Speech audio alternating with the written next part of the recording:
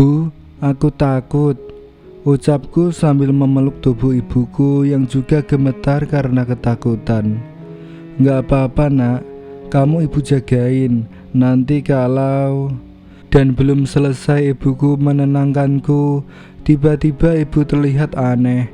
Matanya melotot, tangannya meremas bahuku sambil tiba-tiba berteriak histeris. Melihat hal itu, tentu saja aku sontak berteriak dan langsung berlari menyelamatkan diri.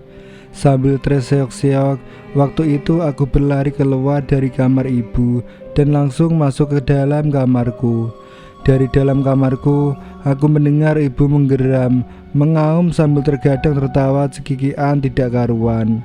Tidak berhenti di situ saja, waktu itu aku juga mendengar sesuatu benturan dan barang-barang yang seperti diobrak-abrik.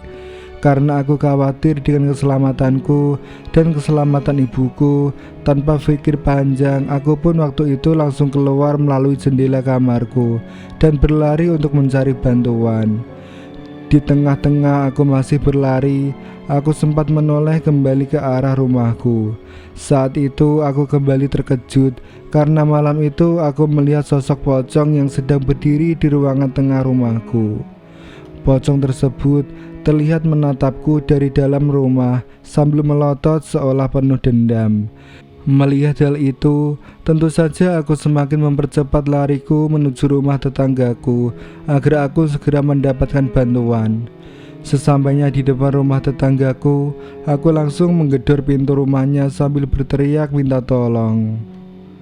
Karena teriakanku yang sangat kencang, tidak lama kemudian keluarlah Pak Yosep beserta keluarganya yang langsung menenangkanku sambil menanyakan apa yang sedang terjadi kepadaku.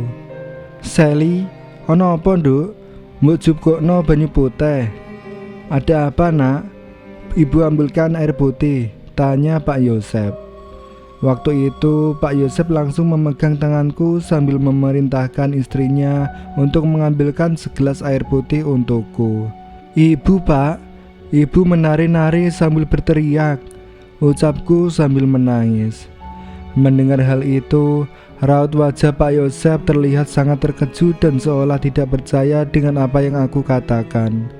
Dan tanpa menunggu air putih yang diambilkan istrinya, Pak Yosep tiba-tiba langsung berlari ke arah rumahku dengan tidak menggunakan alas kaki. Melihat hal itu, Bu Yosep yang datang dari dalam rumah tiba-tiba ikut berteriak sambil membawa air putih di tangannya. Ono apa pak?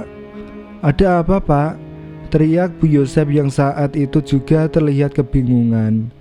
Asih bu, asih balik maneh, arek nggawa mlebu. Asih bu, asih kembali lagi, anak-anak bawa masuk, teriak Pak Yosep sambil terus berlari ke arah rumahku. Bu Yosep yang saat itu membawa segelas air putih tiba-tiba langsung membuangnya dan langsung menarikku ke dalam rumahnya. Sesampainya di dalam rumah Pak Yosep, entah apa maksud dari semua ini. Yang jelas saat itu, tiba-tiba Bu Yosep langsung menutup semua pintu dan gorden rumahnya sambil tergesa-gesa seolah sedang dikejar seseorang yang sangat berbahaya. Dan tidak berhenti di situ saja. Saat itu aku juga langsung disambut oleh Mbok Marmi yang ku ketahui beliau adalah orang tua dari Pak Yosep. Ya Allah Nduk, selamat, ucap Mbok Marni dengan tidak berhenti mengusap dahiku. Bapakmu kemana Sel? Tanya Ibu Yosep yang saat itu terlihat gugup sambil terus menutup semua gorden rumahnya. Bapak ningali Pak Markun bu, Pak Markun sakit parah. Ayah mengunjungi Pak Markun bu, katanya Pak Markun lagi sakit parah, ucapku polos. Mendengar hal itu, Mbok Marmi yang sebelumnya duduk di sampingku waktu itu tiba-tiba menghampiri Bu Yosep dengan langkah sedikit gemetaran karena usianya yang memang sudah sangat tua. Sesuk rasa mangkat kerja ya nduk, besok tidak usah masuk kerja ya nak, ucap Mbok Marni kepada Bu Yosep. Waktu itu perasaanku sangat tidak karuan. Selain masih mengkhawatirkan keadaan ibuku, aku juga merasa aneh dengan tingkah Bu Yosep dan Mbok Marmi yang seolah tahu tentang semua yang sedang terjadi di malam itu. Namun karena keadaanku saat itu yang juga sudah masih gemetar ketakutan, akhirnya aku memilih diam dengan tidak bertanya apapun sambil terus memikirkan keadaan ibuku.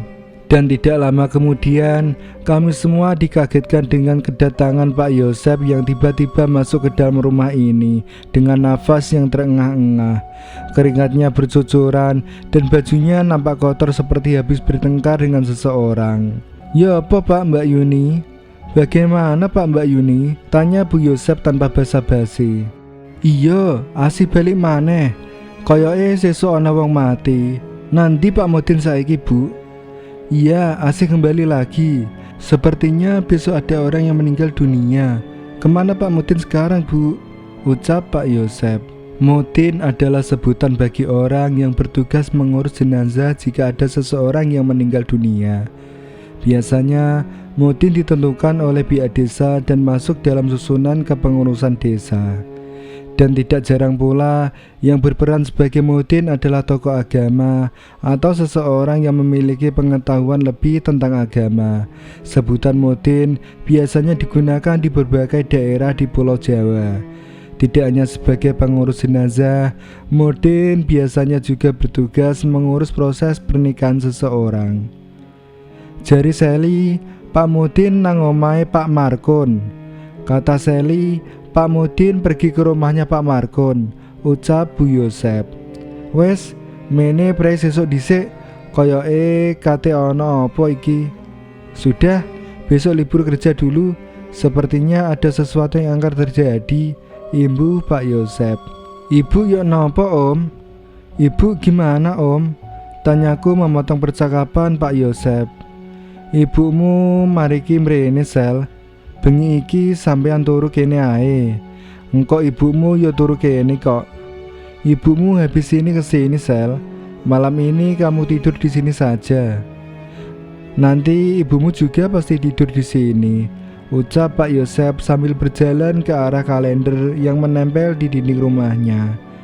Dan tidak lama setelah itu, tiba-tiba ibuku datang dengan membuka pintu rumah Pak Yosep tanpa mengetuknya terlebih dahulu. Sama halnya seperti Pak Yosep, ibuku datang sambil bercucuran keringat dengan baju yang penuh dengan kotoran tanah dan tumpahan air. Waktu itu, ibuku langsung menghampiriku dan memelukku sambil meneteskan air mata. "Ibu sehat Bu?" tanyaku. "Iya Nduk, sampean encen pinter." "Iya Nak, kamu memang anak yang pintar," ucap ibuku sambil mencium dahiku dengan lembut. Saat itu, Pak Yosep yang sebelumnya terlihat membolak-balikan kalender, tiba-tiba menghampiri kami dengan raut wajah yang terlihat kebingungan. "Saiki ora malam Jumat lagi lho Yun. Kok iso ya? Padahal sekarang bukan malam Jumat lagi lho Yun. Kok bisa ya?" ucap Pak Yosep.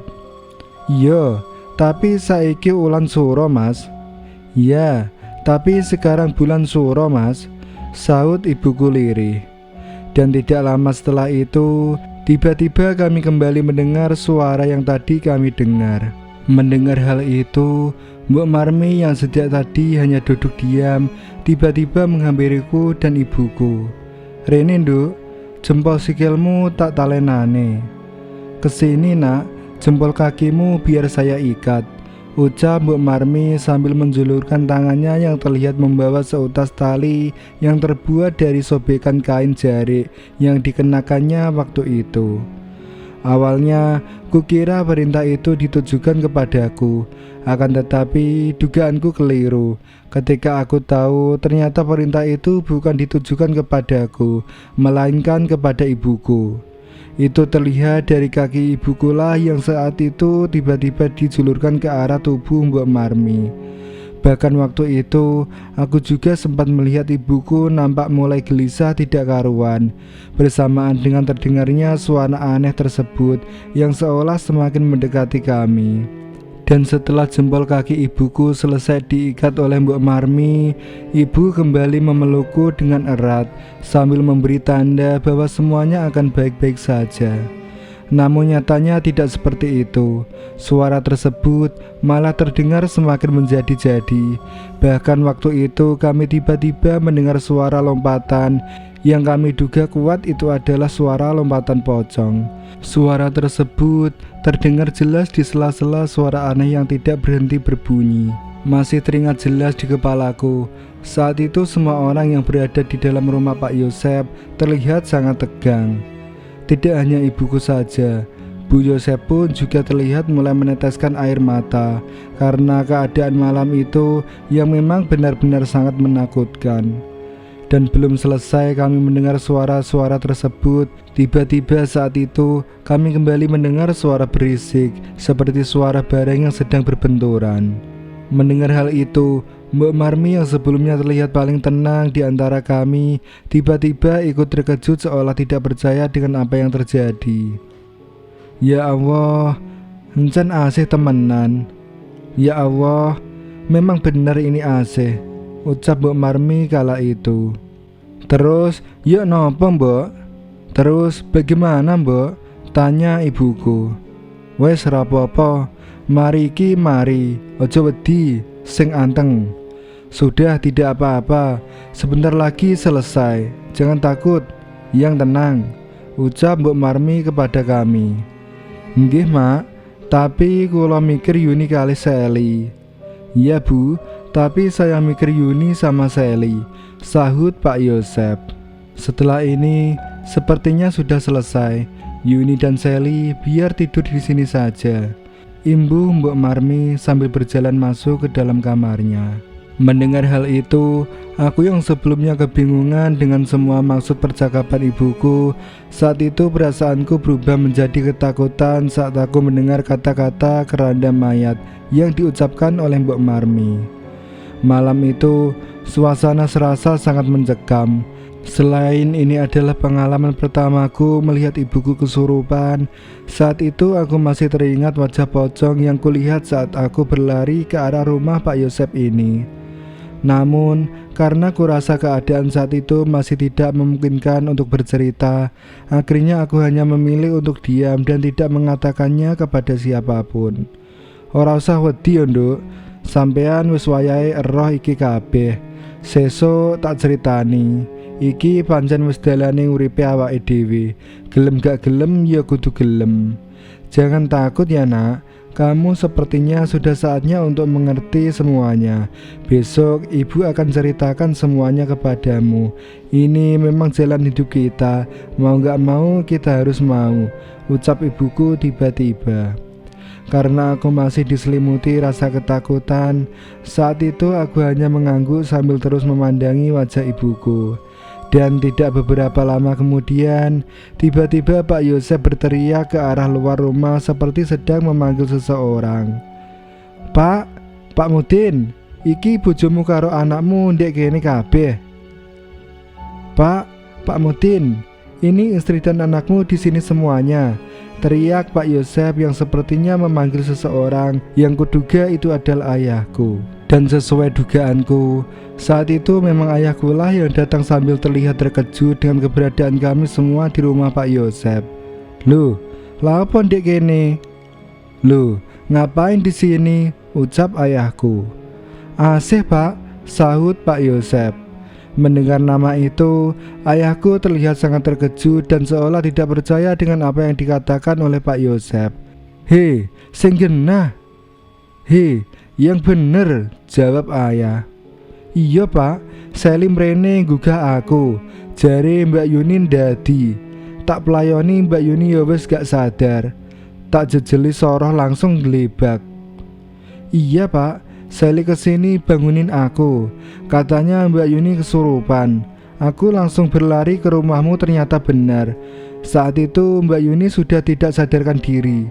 Setelah tak suapin daun sirih, Mbak Yuni langsung pingsan, terang Pak Yosep.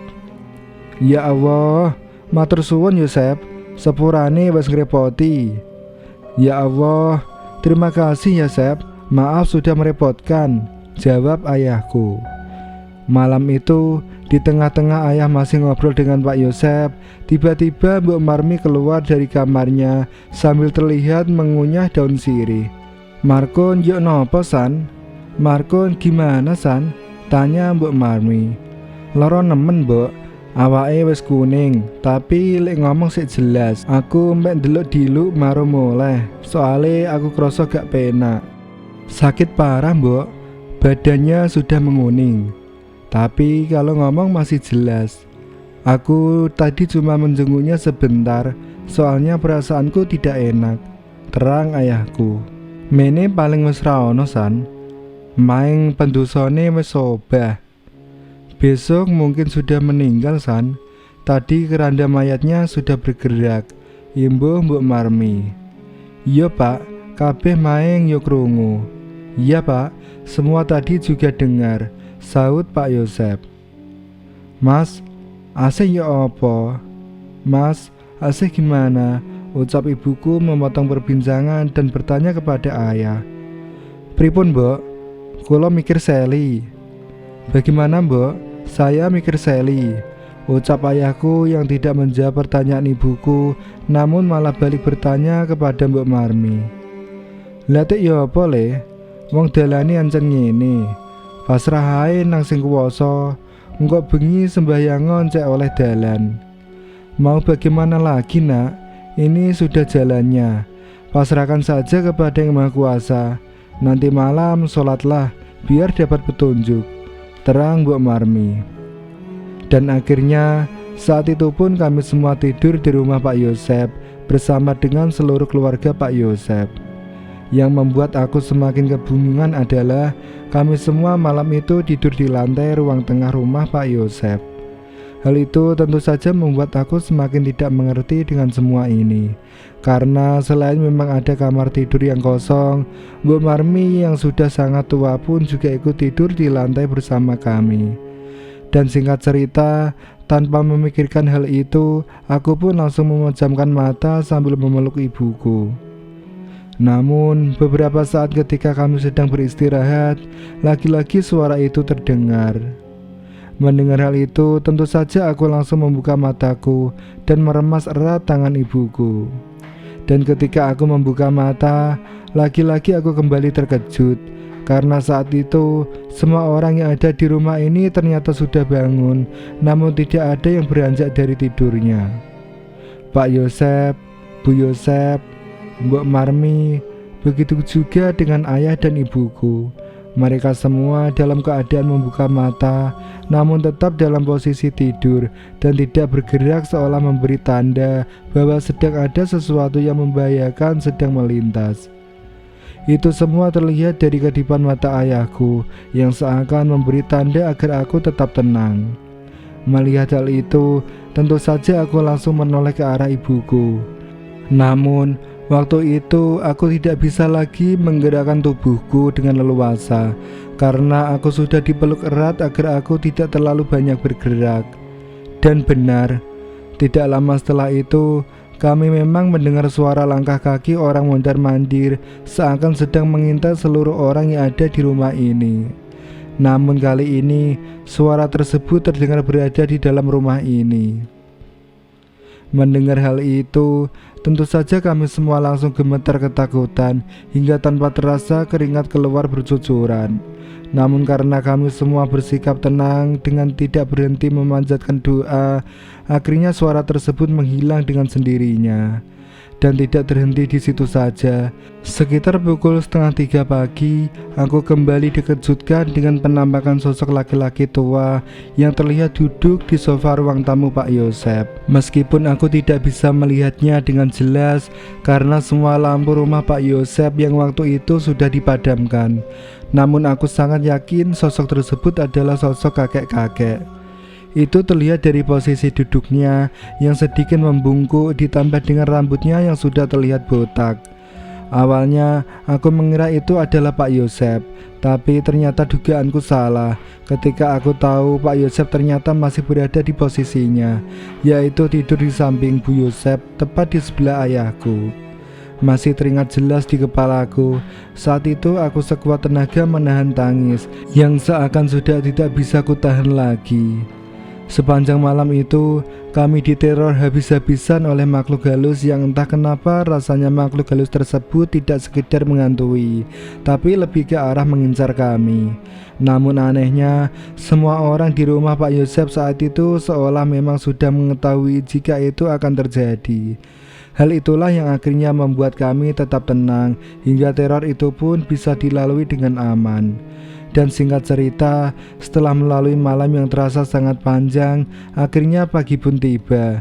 Waktu itu, kami pun berpamitan dengan keluarga Pak Yosep dan berterima kasih karena telah menyediakan tempat untuk kami beristirahat. "Turu kene sik ae, Pak. Tidur di sini dulu aja, Pak," ucap Pak Yosep. "Matur suwun, Sep.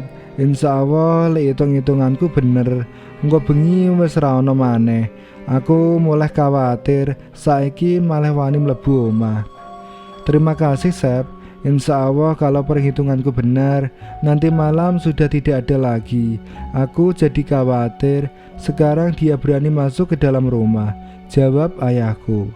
"Wes ndang balik, ra usah dirasani, engko krungu. Sudah cepat pulang, gak usah diomongin, nanti dengar," sahut Mbok Marmi tiba-tiba. Akhirnya pagi itu kami pun langsung bergegas kembali ke rumah dengan berjalan kaki. Waktu itu ketika aku hendak berjalan kembali ke rumahku, dari arah luar rumah Pak Yosep, aku kembali melihat sosok kakek-kakek yang sedang duduk di dalam rumah Pak Yosep sambil menundukkan kepala. Sosok tersebut duduk di tempat yang sama seperti yang kulihat semalam. "Loh, itu kan kakek-kakek yang kulihat semalam. Waduh, sepertinya sosok tersebut duduk di situ semalaman deh," pikirku dalam hati. Melihat hal itu, tentu saja aku langsung menarik baju ibuku untuk memberi tanda bahwa aku sedang melihat sesuatu. Namun, waktu itu ibuku hanya tersenyum dan langsung mengajakku balik. "Wes, ayo mulai, ra usah ndelok sing gak perlu didelok. Sudah, ayo pulang, tidak usah melihat apa yang tidak perlu dilihat," ucap ibu. Waktu itu aku juga sempat melihat Mbok Marmi yang tersenyum ke arahku, seolah mendengar percakapanku dengan ibuku. Ketika aku berjalan kembali dan belum jauh dari rumah Pak Yosep, aku juga mendengar sedikit percakapan dari keluarga Pak Yosep, yang waktu itu membuatku semakin tidak mengerti apa yang sebenarnya sedang terjadi di sini. "Sally wis iso ketok, muga-muga ndang mari ya, Mas. Saken uripe malah loro kabeh. Sally sudah bisa melihat. Mudah-mudahan cepat selesai ya, Mas. Kasihan hidupnya jadi menderita," ucap Bu Yosep kepada Pak Yosep. Dik, wong Sally wis 25 tahun, wis wayahe rabi, ya wis mambu." "Ya iyalah, Dik. Sally sudah berumur 25 tahun. Sudah saatnya menikah. Ya sudah tercium baunya," ucap Pak Yosep. Mendengar hal itu, tentu saja aku hanya diam dengan tidak berhenti melangkah kakiku menuju rumahku. Sesampainya di rumah, kami langsung membersihkan barang-barang yang saat itu memang sangat berantakan. Di samping itu, kami juga bersyukur karena keluarga kami masih diberi keselamatan. "Alhamdulillah, Dik, sampean wingi ndang ketulungan. Sumangga genok sing ndang dinulungi. Mbah wes, aku gak iso mbayangno." "Alhamdulillah, Dik, kamu kemarin cepat dapat pertolongan. Andai saja tidak ada yang segera menolong, aku gak bisa membayangkan apa yang akan terjadi kepadamu," ucap ayahku tiba-tiba. "Iya, Mas, akhir-akhir iki kok malah nemen ngene ya, Mas." "Iya, Mas, akhir-akhir ini kok jadi parah gini ya, Mas," jawab ibuku. "Iya, Dik, didelok ae mariki ya apa. Lek tambah nemen ya digolekno tombo." "Iya, Dik, kita lihat saja selanjutnya bagaimana. Kalau semakin parah, kita harus segera melakukan sesuatu," jawab ayah. "Sally, koyoke wis wayahe roh, Mas. Lek gandang didudui selak luput." "Sally sepertinya sudah waktunya tahu, Mas. Kalau tidak segera diberitahu, bisa bahaya," imbuh ibuku. "Iya, aku malah mikir, Dik. Iya, aku jadi kepikiran, Dek, jawab ayah singkat.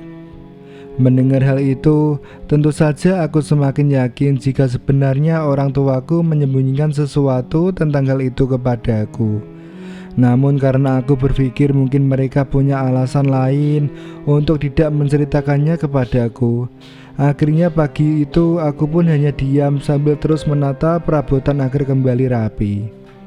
Dan belum selesai kami membersihkan rumah, tiba-tiba kami semua dikejutkan dengan suara pengumuman dari masjid tentang berita lelayu dari Pak Markun. Suara pengumuman tersebut terdengar jelas dari speaker masjid yang letaknya agak jauh dari rumah kami. Mengetahui hal itu, orang tuaku nampak biasa-biasa saja sambil terus melakukan aktivitasnya. Innalillahi wa inna ilaihi roji'un. Pak Markun genok ya. Innalillahi wa inna ilaihi roji'un. Pak Markun meninggal ya, ucapku. Iya, mariki tak parenane, jawab ayah santai. Mendengar jawaban ayahku yang seolah sudah tidak kaget dengan kematian Pak Markun, aku sangat terkejut dan semakin tidak mengerti dengan semua ini. Pagi itu, mereka seolah sudah mengetahui bahwa Pak Markun akan meninggal hari ini. Dan setelah aku mengingat-ingat kembali kejadian kemarin malam, aku teringat ucapan Mbok Marmi tentang suara keranda mayat yang memang sempat terdengar ketika kami berada di rumah Pak Yosep. Ternyata suara keranda mayat yang kudengar semalam adalah pertanda jika Pak Markun akan meninggal, pikirku dalam hati. Di sela-sela aku masih memikirkan hal itu, tiba-tiba ibu menepuk pundakku sambil memerintahkanku untuk tetap berada di rumah. Engko ibu ngelawat, sampean nek omah ae ya. Riji omah ae, ora usah dolan sik. Ana sing kate ibu omongno. Nanti ibu ngelayat, kamu di rumah saja, bersihin rumahnya, gak usah main dulu. Ada yang mau ibu bicarakan, terang ibu. Dan seperti biasanya, karena profesi ayah sebagai mudin, setiap mendengar berita lelayu yang diumumkan, ayah langsung mempersiapkan diri untuk segera berangkat menuju rumah yang tertimpa musibah tersebut. Tidak lama setelah itu pun kami juga kedatangan tamu para pemuda desa yang saat itu bermaksud untuk memberi kabar kepada ayah. Pak, Assalamualaikum. Pak Mudin, ucap para pemuda tersebut. Bapak si adus mas, di si-o, wes bapak wes weruh. Mari iki cek budal dewe ae gak apa-apa. Jukuken pendosane si ae wes mas.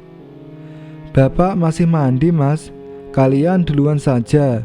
Bapak sudah tahu, sebentar lagi biar berangkat sendiri saja. Tidak apa-apa, kalian ambil dulu keranda mayatnya, jawab ibu. Saat itu pun akhirnya para pemuda desa langsung pergi meninggalkan rumah kami.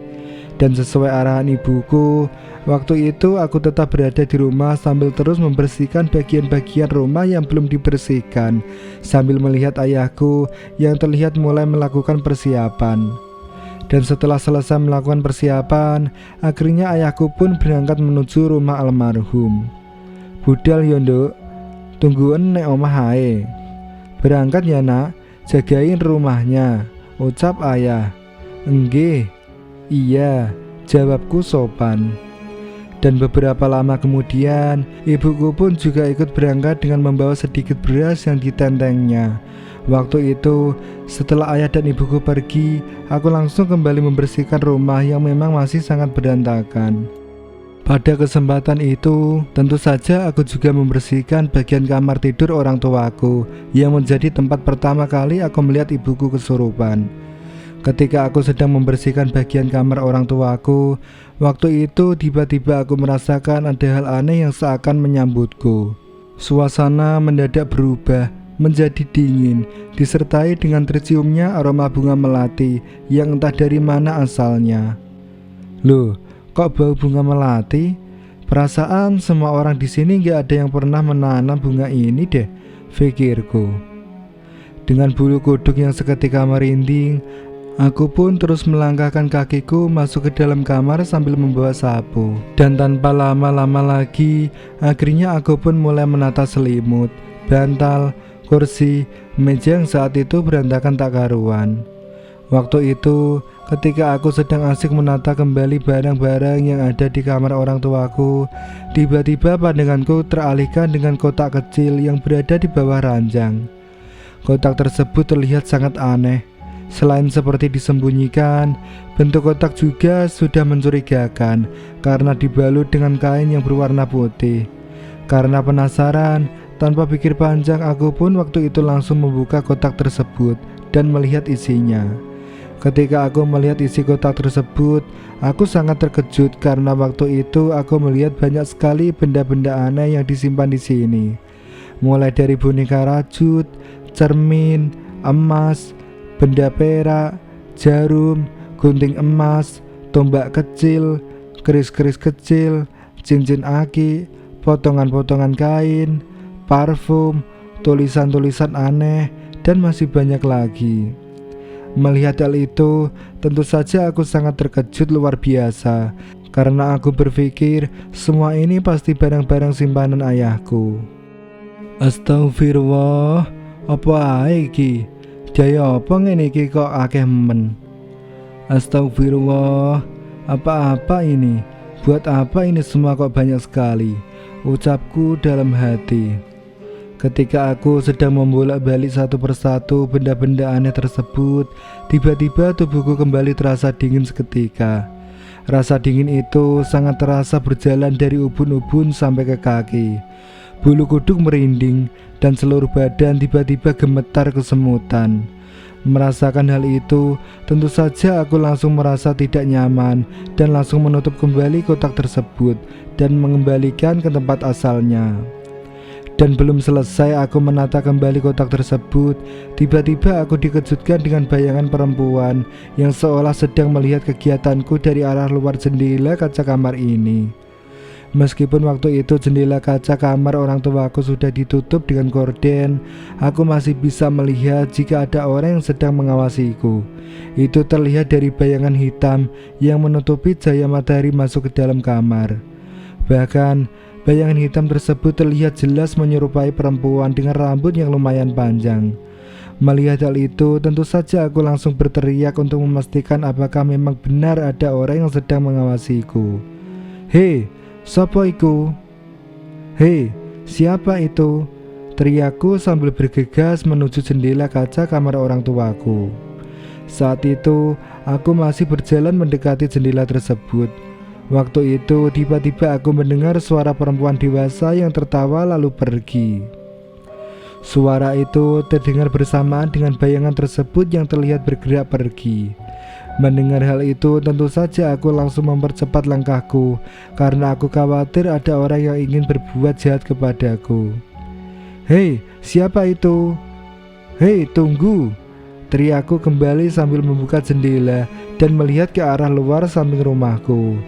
Saat aku melihat ke arah luar, anehnya aku sama sekali tidak melihat siapapun yang ada di luar rumah. Sebenarnya itu adalah hal yang wajar, karena memang di samping rumahku ini tidak ada jalan sama sekali. Yang ada hanya pagar tanaman yang sengaja dipasang oleh pemilik kebun sebelah rumahku. Jadi sepertinya tidak mungkin jika ada orang di sini. Iku mang sapa ya? Koyoke nggak mungkin deh ana wong lewat kene.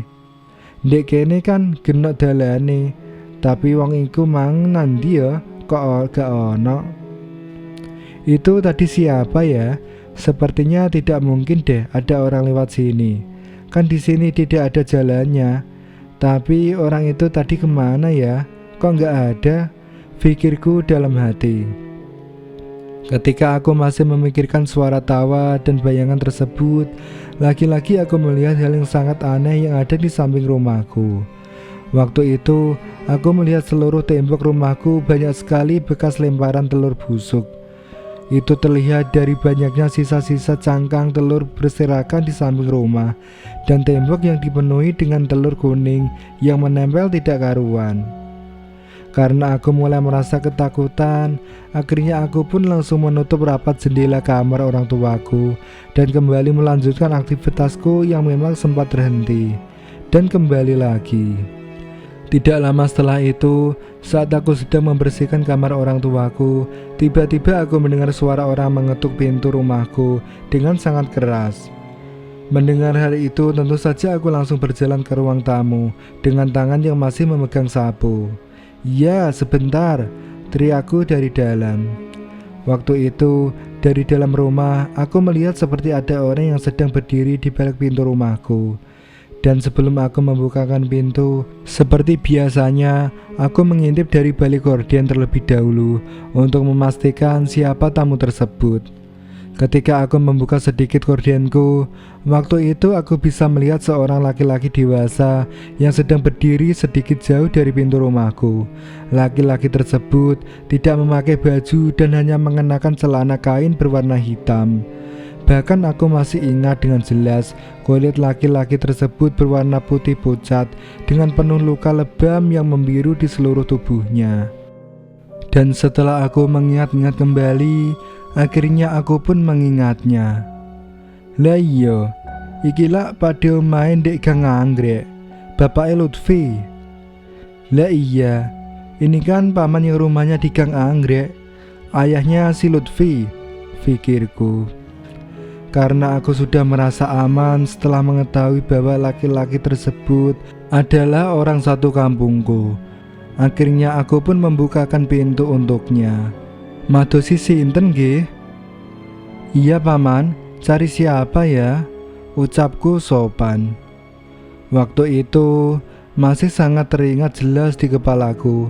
Sosok paman tersebut benar-benar aneh. Selain seluruh tubuhnya dipenuhi luka memar, wajah paman tersebut sangatlah pucat, seperti orang yang baru saja sembuh dari sakit. Karena aku tidak mau berpikir yang aneh-aneh, akhirnya aku pun tetap menyapanya dan mengajaknya bicara. Namun, ketika aku menyapanya, anehnya beliau hanya diam dengan tatapan yang kosong seolah tidak menganggapku ada di depannya. Bahkan saat itu aku juga sempat beberapa kali mengutarakan pertanyaan, namun paman tersebut terus diam sambil tidak bergerak sama sekali. "Halo Pak D, madosi sinten nggih?" "Halo paman, cari siapa ya?" ucapku berulang-ulang. Dan setelah beberapa kali mengucapkan pertanyaan, akhirnya beliau pun menjawab. Waktu itu beliau mengarahkan pandangannya ke arahku pelan sambil terlihat murung dengan wajah yang sangat bersedih. "Bapak ono ah? Ayah ada kan?" ucapnya lirih sampai aku pun hampir tidak mendengarnya. "Bapak kali ibu medal teng tiang sedo pak." "Ayah dan ibu keluar ke rumah orang yang meninggal pak," jawabku. Karena jawabanku seolah tidak dihiraukan, akhirnya aku pun kembali kebingungan sambil sesekali menoleh ke arah kanan dan kiri rumahku, berharap ada orang yang lewat agar aku tidak sendirian.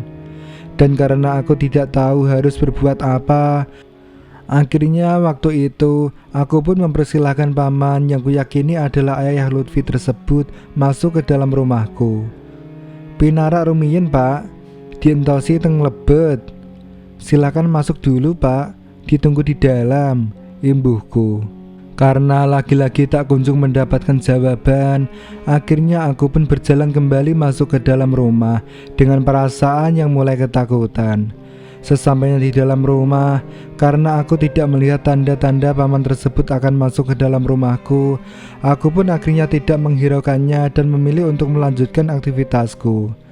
Namun, beberapa saat setelah aku kembali melakukan aktivitasku, terlihat dari dalam rumah paman tersebut berjalan perlahan masuk ke dalam rumahku dan duduk di salah satu kursi yang ada di ruang tamuku. Waktu itu, aku pun berpikir mungkin paman tersebut memang sedang menunggu ayahku pulang. Akhirnya tanpa lama-lama lagi, aku langsung menuju dapur untuk membuatkan minuman untuknya. Waktu itu, dari dapur aku sering sekali melihat paman tersebut dari kejauhan. Namun ketika aku melihatnya, lagi-lagi aku tidak melihat paman gang anggrek tersebut bergerak dari tempat duduknya. Dan setelah minuman sudah siap, tanpa lama-lama lagi aku pun langsung mengantarkannya ke ruang tamu. "Unjukanipun pak, ini minumannya pak," ucapku sopan. Setelah minuman ku antar dan beliau hanya diam, akhirnya waktu itu aku pun kembali melanjutkan aktivitasku. Singkat cerita, waktu itu karena aku merasa kurang nyaman dengan keberadaan paman tersebut, akhirnya aku pun berniat untuk keluar dan pergi kembali ke rumah Pak Yosep.